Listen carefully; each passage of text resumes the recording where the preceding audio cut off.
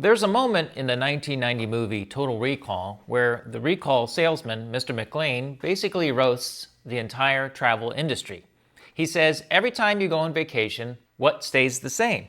Well, the answer is you. Same insecurities, same habits, same mental loops.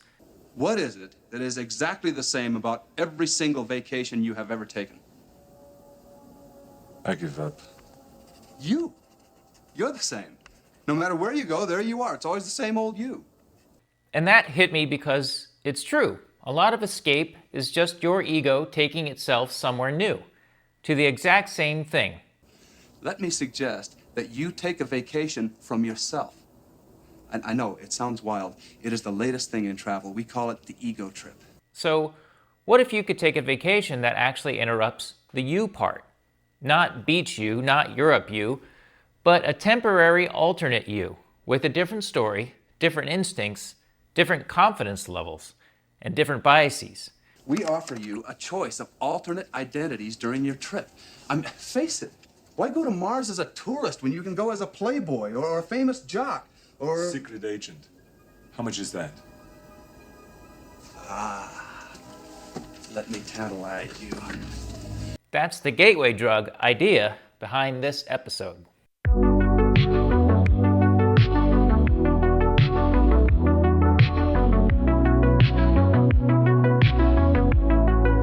Welcome back to Thinking and Being. If you like what you see today, please go ahead and like and subscribe, as this will enable you to see more content from myself and others just like this. And of course, I plan to be on YouTube for the next 50 years or so either way you're going to have to deal with me, so just hit all the buttons. And as I've said before, these videos will just get better with time, and with your support, I will ensure that they do. So why does this topic matter now? The core question is simple. Do you actually want a vacation, or do you want a reset? You are a top operative, back under deep cover on your most important mission. People are trying to kill you left and right. You meet this beautiful, exotic woman. Go on. I don't want to spoil it for you, Doug, but you rest assured, by the time the trip is over, you get the girl, kill the bad guys, and save the entire planet. This question is also timely given the new year. Because modern life is basically a bias machine. Same feed, same identity, same job, persona, and same self-talk. We can't brute force our way out of that with willpower alone. Total Recall is fun because it's a sci-fi action movie, but it's secretly about something deeper, identity as a product. If you could rent a different version of yourself, even temporarily, what would that do to your psychology, your trauma, your ambition, your ability to change? And even if recall isn't real, we already do it-yourself recall in small ways. We just don't admit it. Yeah, but how real does it seem? As real as any memory in your head. Come on, don't bullshit me. No, I'm telling you, Doug, your brain will not know the difference. And that's guaranteed, or your money back. So let's recap the movie from 1990, so we're on the same page. Douglas Quaid is a regular guy with a normal life, but he keeps feeling this ache, like he's meant for something more. I feel like I was meant for something more than this. I want to do something with my life. I want to be somebody. That's the hook. He goes to Recall to buy a memory vacation. Mars, spies, secret agents, danger, adventure. And then everything cracks. Suddenly he's being hunted. His wife isn't who he thinks she is. And we get the ultimate identity whiplash. Quaid versus Hauser. You are not you. You're me. No shit. Is he a construction worker who got dragged into a conspiracy? Or is he a secret agent who got memory wiped back into a normal life? What's bullshit, Mr. Quaid? That you're having a paranoid episode triggered by acute neurochemical trauma? Or that you're really an invincible secret agent from Mars who's the victim of an interplanetary conspiracy to make him think he's a lowly construction worker? The movie never stops asking which self is real. And that's why people still argue about it decades later. Swallow this. What is it? It's a symbol of your desire to return to reality. Inside your dream, you'll fall asleep. And let's talk about McClane's term, the salesman from Recall, ego trip. It's hilarious, but brutally accurate. An ego trip is when you change scenery so you can keep the inner story unchanged. I'm stressed becomes I'm stressed in Italy. I feel stuck becomes I feel stuck in Cabo. But you didn't reset, you decorated.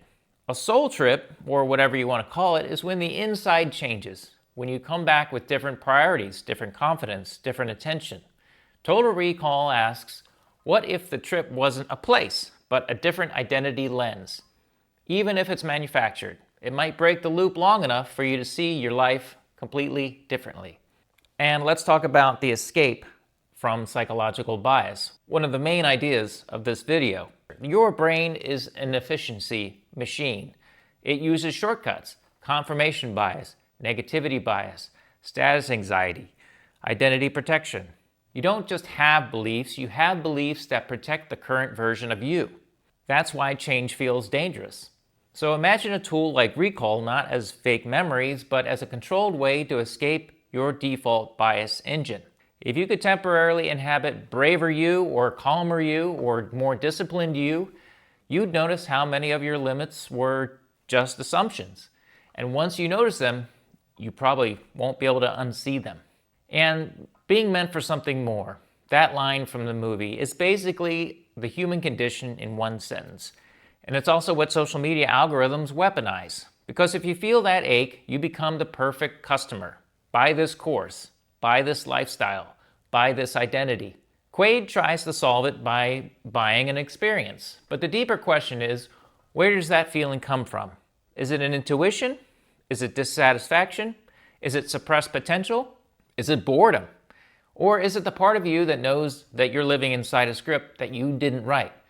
Either way, Total Recall treats that feeling like a portal. Because once you feel it, normal life stops being enough. And then you get the iconic open your mind moment. Now open your mind to me, please. Open your mind. Open your mind. And it's creepy, it's funny, and philosophical all at the same time. Because the movie is basically saying reality might not be what you think it is, and you might not be who you think you are. That line works on many levels. In the plot, it's a survival instruction, but in psychology, it's the message of every identity shift you've ever had. Breakup, job loss, moving between cities, becoming a parent, whatever. You only grow when your mind opens because it has to. Now say it one more time for the people in the back. You only grow when your mind opens because it has to. When the old story can't explain the new facts anymore. So dream or real? Let's talk about the Reddit rabbit hole. Part of why this movie won't die is because it's intentionally unclear whether it's real or a dream. A very well done movie. And yes, people have obsessed over this online forever, arguing both ideas. Sorry, Quaid. Your whole life is just a dream. Okay then. If I'm not me, who the hell am I? Beats me. I just work here. The movie leaves breadcrumbs that support either interpretation. On one hand, recall literally sells you the exact fantasy you're about to experience. On the other hand, the world behaves like a real conspiracy with real consequences. And the Quaid-Hauser confusion is the point. If you can't tell which identity is authentic, you start to ask a scarier question. What makes any identity real? Memory? Continuity? The body? Or the choices that you make under pressure? And let's call back to previous episodes like my double slit episode or possible reality. And this is where we connect to the topic of physics. Not as movie proves quantum, but as a metaphor that's honestly useful. In quantum experiments, observation changes outcomes. In human life, attention changes outcomes. The moment you start watching your own patterns, your coping loops, your identity scripts, you disturb them. They stop feeling inevitable. That's why a vacation from yourself is powerful. It creates a gap between you and your default identity. And in that gap, you can choose. The real superpower isn't new memories, it's new attention. New attention is how you pick a different path. And do-it-yourself recall. How do we do it without brain surgery or sticking things into your brain?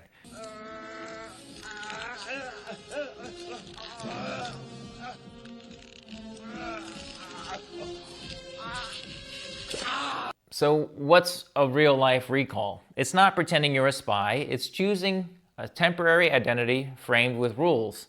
Like, for 48 hours, I'm the person who says yes first. Or this weekend, I'm the person who talks to strangers. Or for 1 week, I'm the person who acts like I already belong.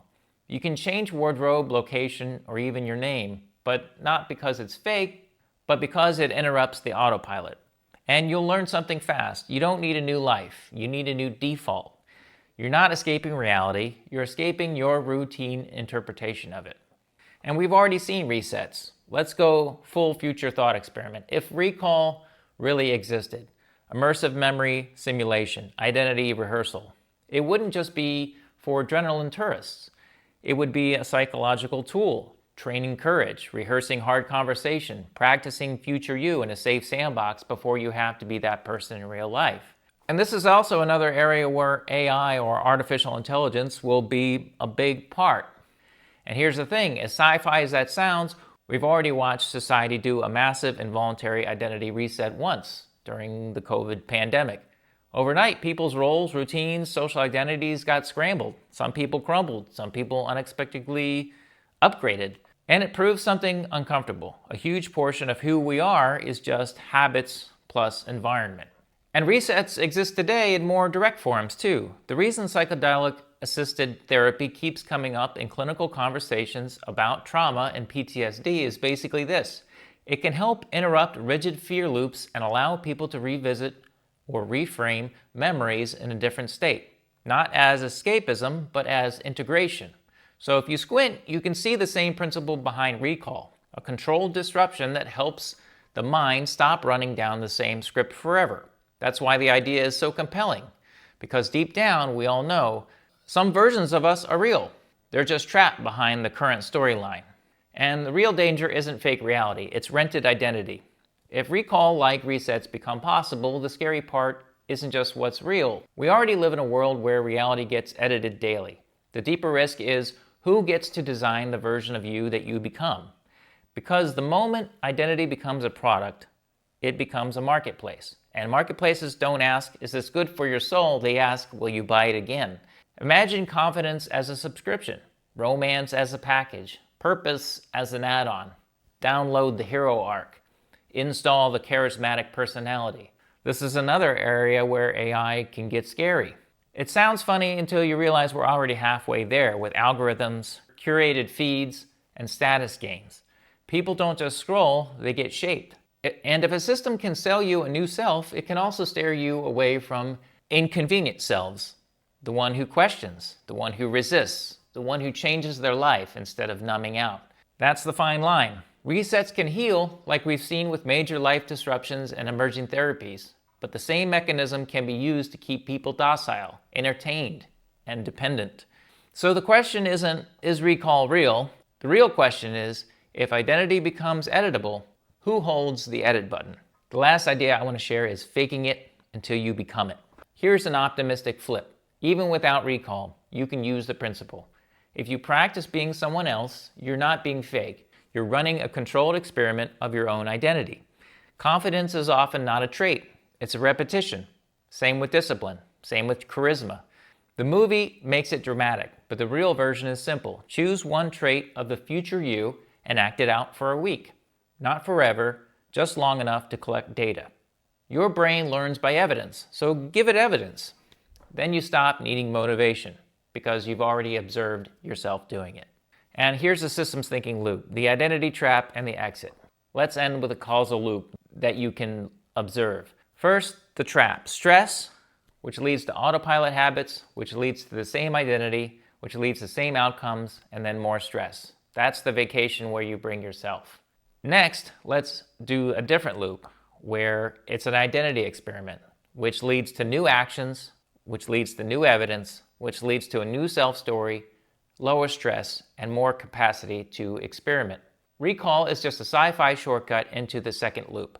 The real takeaway is you don't need Mars. You need interruption plus choice.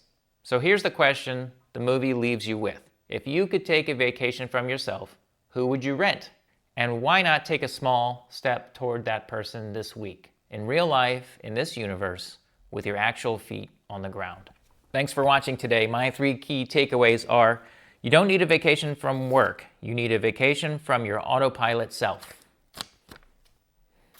Second, identity is editable through repetition.